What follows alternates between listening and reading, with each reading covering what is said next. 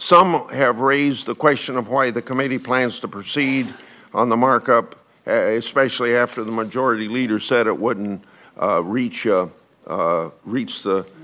wouldn't be brought up in the Senate. I answered this question, I'll bet 10 times. The press is always trying to put us between me and the president or me and the majority leader. I don't care to be put in the middle of anything. I just plan on doing the work that this committee ought to do. And how do you get things done? You get it done by moving a slow pace through the various steps you go to get there. Obviously, the views of the majority leader are important to consider, but they do not govern what happens here in the Judiciary Committee.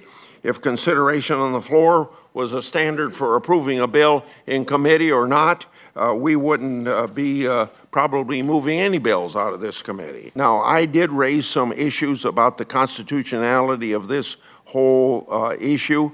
I've expressed my own concerns about the bill.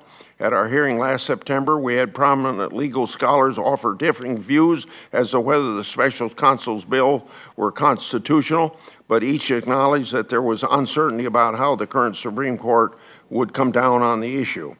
It's appropriate for members of the Judiciary Committee to discuss constitutional issues with potential legislation, but it's also important to acknowledge the fact that we're senators, not judges or presidents, though some of this in this room might like to be one day. And I really want to thank these 4 senators.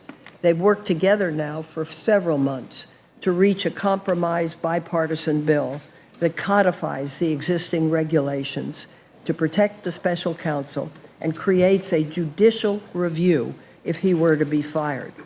I support this legislation and hope Leader McConnell will reconsider giving it floor time.